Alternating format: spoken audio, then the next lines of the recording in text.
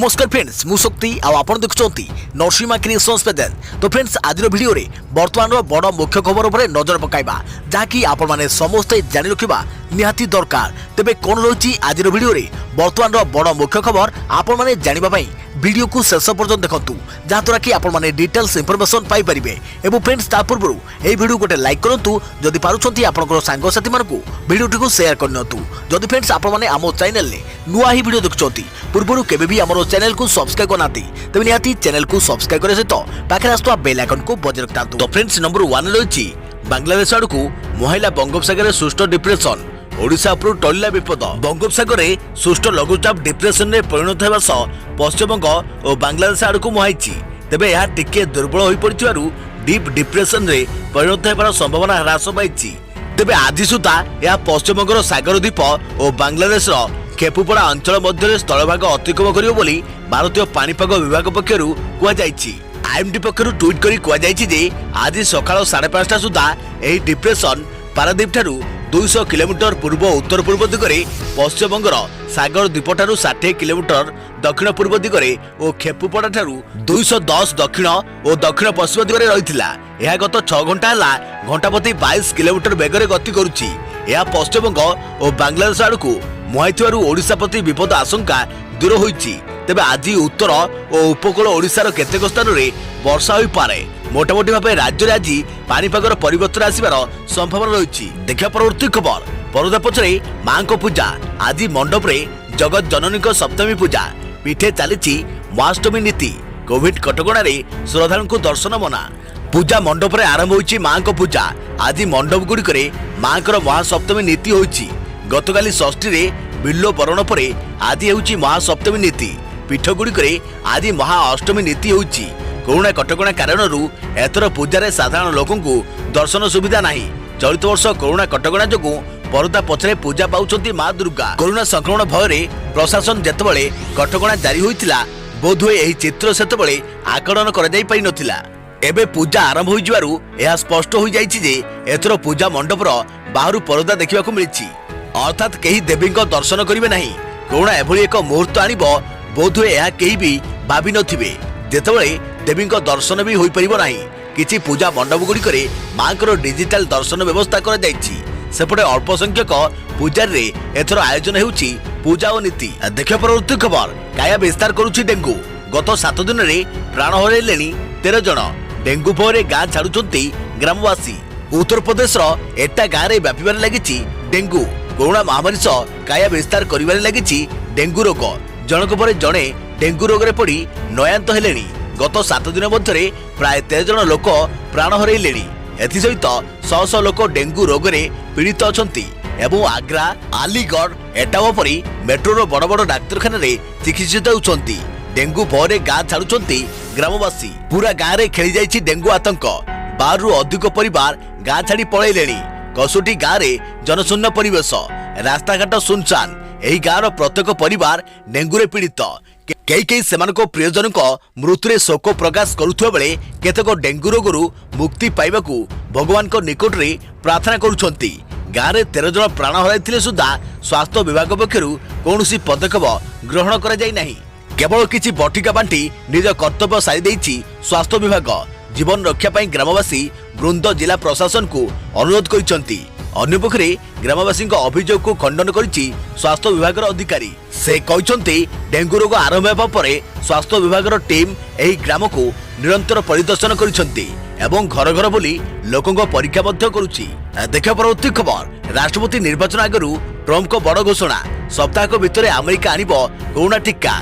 युद्धकालीन भित्तिरे चलीछि काम। सप्ताह मध्य अमेरिका आनिबो कोरोना टीका। अमेरिका राष्ट्रपति निर्वाचन आगरू शेष डिबेट रे एने घोषणा करिसंती अमेरिका राष्ट्रपति डोनाल्ड ट्रम्प। एही वैक्सीन काम एबे युद्धकालीन भित्तिरे आगे चलीछि।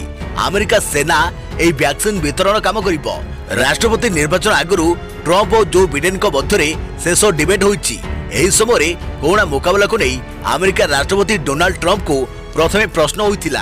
यार जवाब रखिबाकू जाई ट्रम्प कोरोना वैक्सीन सप्ताह मध्य आसुथिबा नै कहिसंती बड़ घोषणा। डिबेट समय ट्रम्प इशारा करिसंती खूब शीघ्र अमेरिका चीन रु आसीथिबा एही विश्व महामारी को मुकाबला करिछि। से जेतेबेले डाक्तरखाना रे ଚିକିତ୍ସିତ ହେଉଥିଲେ ତାଙ୍କଠାରେ ଏହି ଔଷଧକୁ ପ୍ରୟୋଗ କରିଥିଲେ ଡାକ୍ତର। ଆଉ ଟ୍ରମ୍ପ ମଧ୍ୟ ଆରୋଗ୍ୟ ଲାଭ କରିଛନ୍ତି। ଏବେ ଆମେରିକାର ସର୍ବସାଧାରଣ ଲୋକଙ୍କୁ ଏହି ଟିକାର ସୁବିଧା ମିଳିବ। କରୋନା ମୁକାବିଲାରେ ଆମେରିକା କଠୋରତାର ସହିତ ଲଢ଼େଇ କରିଛି। ବର୍ତ୍ତମାନ ଆମେରିକାରେ ଅଧିକ ସଂକ୍ରମଣ ଥିବା ସହର ଗୁଡ଼ିକରେ ଆଘାତ ଓ ମୃତ୍ୟୁଭାରରୁ ନିୟନ୍ତ୍ରଣକୁ ଅଣାଯାଇପାରିଛି। କରୋନା ଟିକା ଆସିଗଲେ ସେନା ସହାୟତାରେ ଏହାକୁ ବଣ୍ଟନ କରି କରୋନା ମୁକାବିଲାକୁ ଅଧିକ ସଫଳ କରାଯାଇପାରିବ ବୋଲି ଟ୍ରମ୍ପ କହିଛନ୍ତି। ଦେଖିବା ପରବର୍ତ୍ତୀ ଖବର, ସ୍ୱଦେଶୀ ଟିକା କୋଭ୍ୟାକ୍ସିନକୁ ମିଳିଲା ସବୁଜ ସଂକେତ। ଭାରତ ବାୟୋଟେକ୍ ତିଆରି କରୁଥିବା ଟିକାକୁ ତୃତୀୟ ପର୍ଯ୍ୟାୟ ପରୀକ୍ଷଣ ପାଇଁ ଅନୁମତି ଦେଲା DCAI। ଦେଶୀ ଟିକାକୁ ମିଳିଲା ସବୁଜ ସଂକେତ। ଭାରତ ବାୟୋଟେକ୍ ଓ ICMR ମିଳିତ ଭାବେ ପ୍ରସ୍ତୁତ କରୁଥିବା କୋଭାକ୍ସିନ ଟିକାକୁ ମିଳିଛି ତୃତୀୟ ପର୍ଯ୍ୟାୟ ପରୀକ୍ଷଣ ଅନୁମତି। Drug control authority of India ଏହି ଟିକାର ଶେଷ ପର୍ଯ୍ୟାୟ ପରୀକ୍ଷଣ ପାଇଁ ଅନୁମତି ଦେଇଛନ୍ତି। ଗତ 3 ମାସ ତଳେ ଜୁଲାଇ ମାସରେ ଭାରତ ବାୟୋଟେକ୍ ଇଣ୍ଡିଆ ଲିମିଟେଡ୍କୁ ପ୍ରଥମ ଓ ଦ୍ୱିତୀୟ ପର୍ଯ୍ୟାୟ ମାନବ ପରୀକ୍ଷଣ ପାଇଁ ଅନୁମତି ମିଳିଥିଲା। ତେବେ କୋଭାକ୍ସିନ ଟିକାକୁ ତୃତୀୟ ପର୍ଯ୍ୟାୟ ମାନବ ପରୀକ୍ଷଣ ପାଇଁ ଅନୁମତି ମିଳିବା ପରେ ଆସନ୍ତା ମାସରୁ ଏହାର ପରୀକ୍ଷଣ ଆରମ୍ଭ ହେବା ସମ୍ଭାବନା ରହିଛି। ଗତ ମଙ୍ଗଳବାର ଦିନ ସମୀକ୍ଷା କମିଟି ଏହି ଟିକାର ପରୀକ୍ଷଣ ପ୍ରକ୍ରିୟାର ସମୀକ୍ଷା କରିବା ପରେ କିଛି ପରିବର୍ତ୍ତନ ସହ ଏହି ଅନୁମତି ଦେଇଛନ୍ତି। କୋଭାକ୍ସିନ ଟିକା ଦେଉଛି ପ୍ରଥମ ସ୍ୱଦେଶୀ ଟିକା। ଏହାର ପ୍ରସ୍ତୁତ କରିଛି ହାଇଦ୍ରାବାଦ ସ୍ଥିତ ଭାରତ ବାୟୋଟେକ୍ ଇଣ୍ଡିଆ ଲିମିଟେଡ୍। ଏଥିରେ ସହାୟତା ଯୋଗାଉଛନ୍ତି ଦେଶର ପ୍ରମୁଖ ଭେଷଜ ସଂସ୍ଥା ICMR O national institute of virology. ଦେଖିବା ପରବର୍ତ୍ତୀ ଖବର, ନୂତନ ଜାତୀୟ ଶିକ୍ଷାନୀତି ଢାଞ୍ଚାରେ ହେବ ଜେଇର ମେନ୍ ପରୀକ୍ଷା। ଆଞ୍ଚଳିକ ଭାଷାକୁ ଗୁରୁତ୍ୱ। ଇଞ୍ଜିନିୟରିଂ ପାଠ୍ୟକ୍ରମରେ ନାମଲେଖା ପାଇଁ ହେଉଥିବା ଜେଇ ମେନ୍ ପରୀକ୍ଷାରେ ଆଞ୍ଚଳିକ ଭାଷାକୁ ଗୁରୁତ୍ୱ ଦିଆଯିବ। ଏହାର ଅର୍ଥ ଅଧିକ ଭାରତୀୟ ଆଞ୍ଚଳିକ ଭାଷାରେ ପରୀକ୍ଷା ଆୟୋଜନ କରାଯିବ।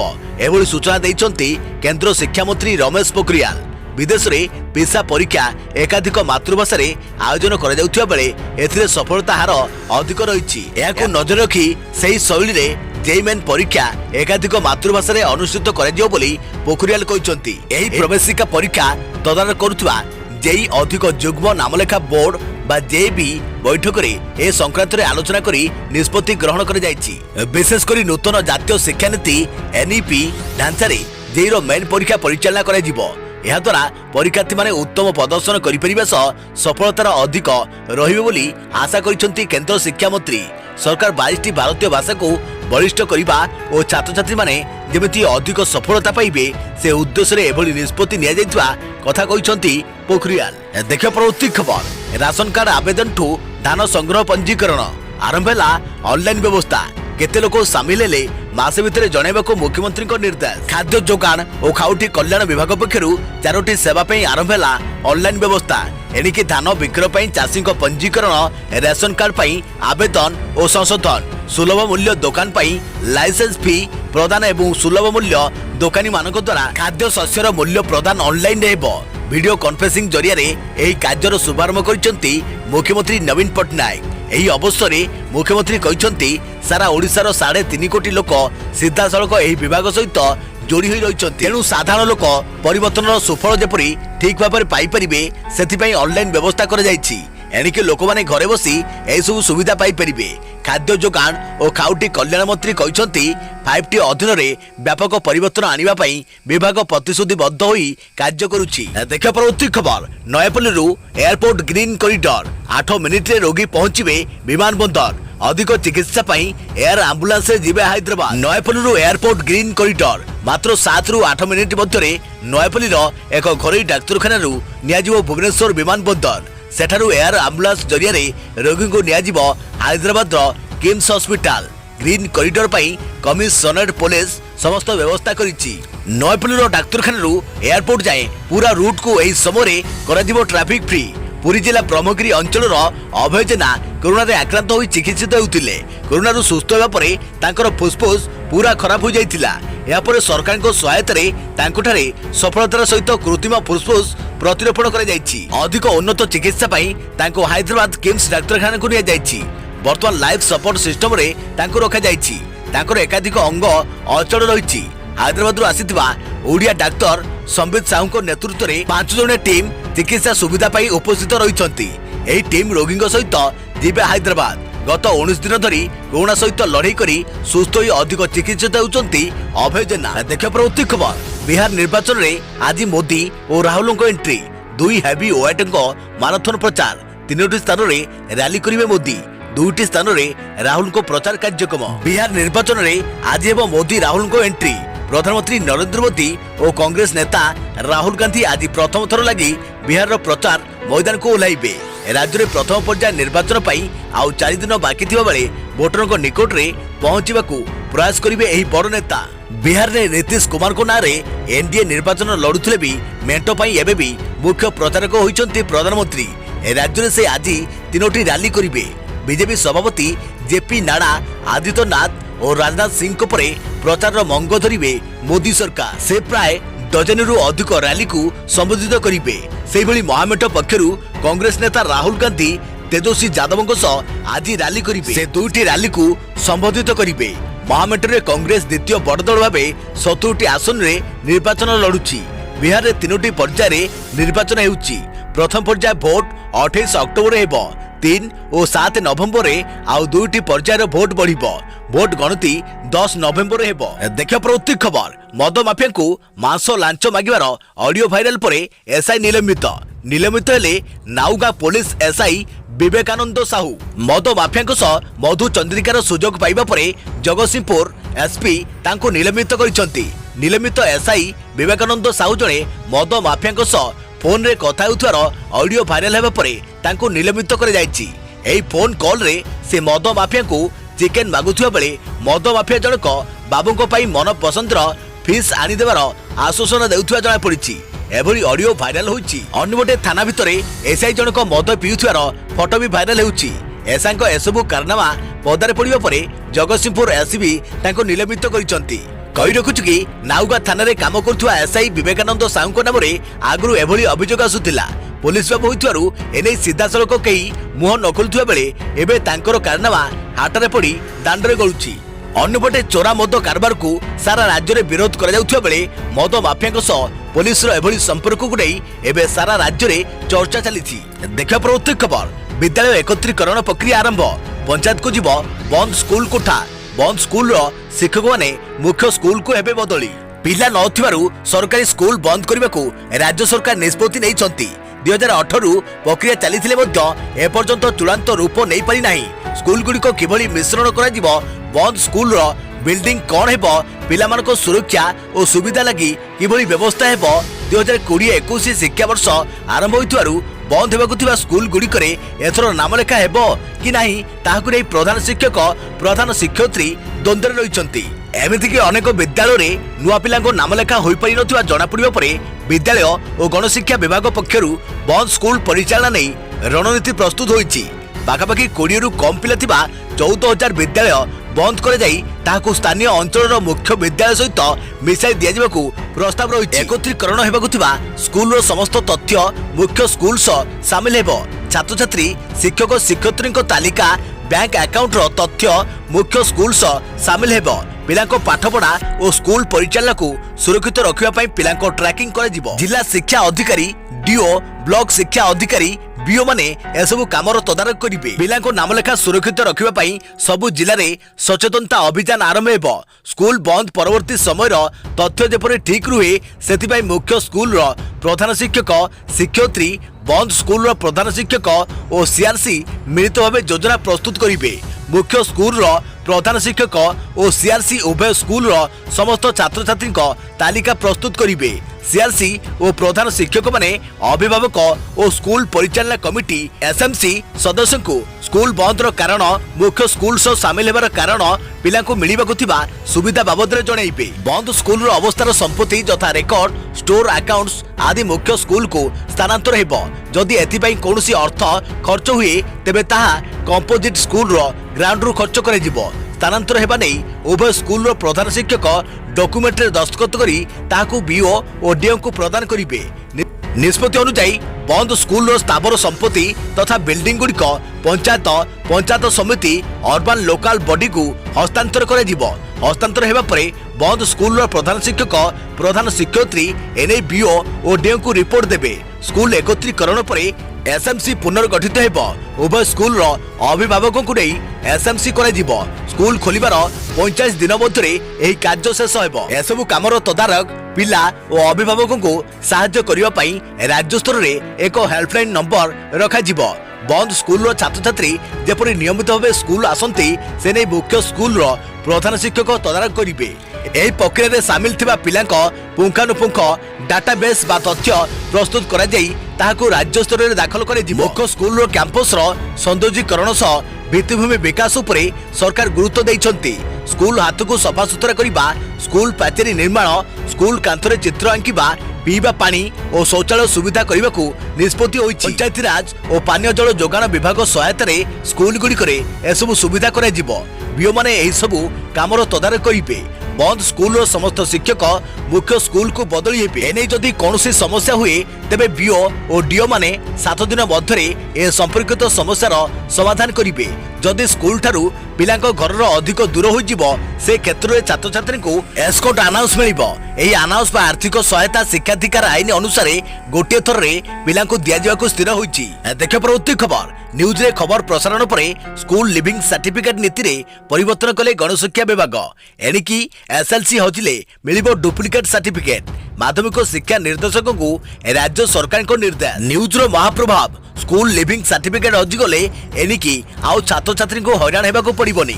सत्यवाद दाखल कले तांको स्कूल लिविंग सर्टिफिकेट बा एसएलसी नकल मिल परिबो। एने राज्य स्कूल और गणशिक्षा विभाग गुरुत्वपूर्ण निष्पत्ति नैछि। जदि स्कूल लिविंग सर्टिफिकेट हजि जाए तेबे एफआर आधार रे किबा कोनोसी कारणरू नष्ट होई गले उपयुक्त प्रमाण सत्यवाद दाखल कले एणिकी एसएलसी नकल मिल परिबो। देख परवर्ती खबर सामान्य कमिला सुना दर पार्वण रे घर को आनतु स्वर्ण अलंकार। सामान्य कमिछि सुना दर। गतकाली तुलन में आज भारतीय बाजार में 22 कैरेट सुना दर 10 ग्राम प्रति 49,640 टंकार पहुंचुवा बेले 24 कैरेट सुना मूल्य 10 ग्राम प्रति 50,640 टंकार पहुंची। सेहिभଳି ओडिशा राजधानी भुवनेश्वर में एवं 22 कैरेट सुना मूल्य 10 ग्राम प्रति 47,200 टंका और 24 कैरेट सुना मूल्य 10 ग्राम प्रति 51,490 टंका छुईछि।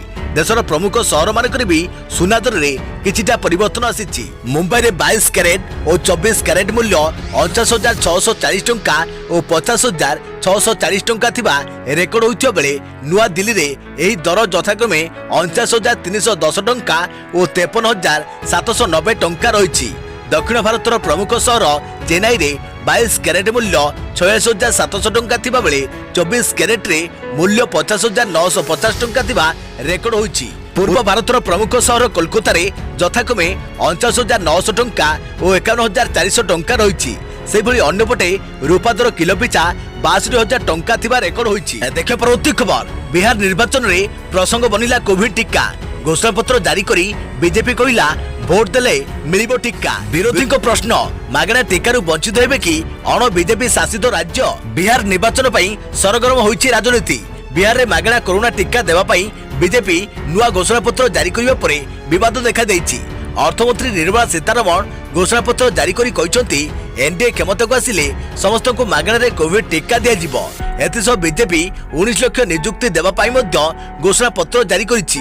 तेबे मागणा कोविड टीका प्रसंग को सहजरे ग्रहण करि पारि नांती विरोधी। तेजस्वी यादव को राष्ट्रीय जनता दल कहिछि कि कोविड टीका कौनसी दलर नुहे, यह देशर संपत्ति। सेहिपरि आम आदमी पार्टी ट्वीट करी प्रश्न करिछि अण बीजेपी शासित राज्य गुड़िकरे ताहले कोन हेबो। सेपटे नेशनल कॉन्फ्रेंस नेता उमर अब्दुल कहिसंती कि बीजेपी कोन मागणा टीका दलीय पांठिरु देबो। कोविड टीका तैयारी पई अनेक देश लागि पड़िसंती किंतु वर्तमान पर्यंत टीका प्रस्तुत होई नाही। आगामी वर्ष प्रथम भागरे टीका प्रस्तुत होइजो बोली कुआ जाउछि किंतु यारी भितरे बिहार रे यह राजनीतिक प्रसंग पलटि जाइछि। देख परवर्ती खबर देश में कोरोना एक्टिव मामला ह्रास पाई 7 लाख हला। 24 घंटे 54,000 नुआ आक्रांत और 690 मृत।